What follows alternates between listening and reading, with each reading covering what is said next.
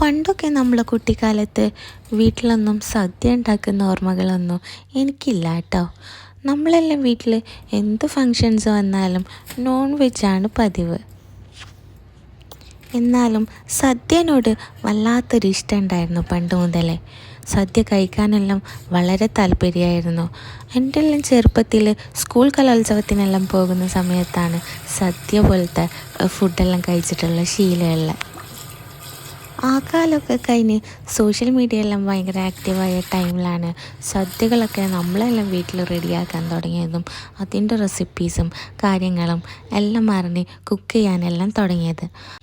പിന്നെ എല്ലാ ഓണക്കാലഘട്ടത്തിലും ഇതുപോലെ ഒരു മിനി സദ്യയെല്ലാം വീട്ടിൽ റെഡിയാക്കാൻ തുടങ്ങി. കുട്ടികൾക്കും അത് വലിയ താല്പര്യമാണ്. വാഴൻ്റെ ഇലയിൽ ഒരുപാട് വിഭവങ്ങളെല്ലാം വിളമ്പി ഇതുപോലെ കഴിക്കുമ്പോൾ അവരുടെ മുഖത്ത് വല്ലാത്തൊരു സന്തോഷം കാണാറുണ്ട്. അപ്പോൾ ആ സന്തോഷത്തിന് വേണ്ടി എല്ലാ ഇയറും എന്നെ കൊണ്ടാവുന്ന പോലെ ഇതുപോലെ ചെറിയൊരു മിനി സദ്യയെല്ലാം കുട്ടികൾക്ക് ഉണ്ടാക്കി കൊടുക്കാൻ ഞാൻ ശ്രമിക്കലുണ്ട്. അത് ഭയങ്കര ഒരു സന്തോഷമാണ് അവരത് കഴിക്കുന്ന കാണുമ്പോൾ. അപ്പോൾ ഇപ്രാവശ്യത്തെ സദ്യ സ്കൂളെല്ലാം തുറക്കുന്നതിൻ്റെ മുമ്പേ തന്നെ ആയിട്ട് റെഡിയാക്കി കൊടുത്ത ഒരു ചെറിയ കഥയാണിത്, ഒരു മിനി സദ്യ കഥ.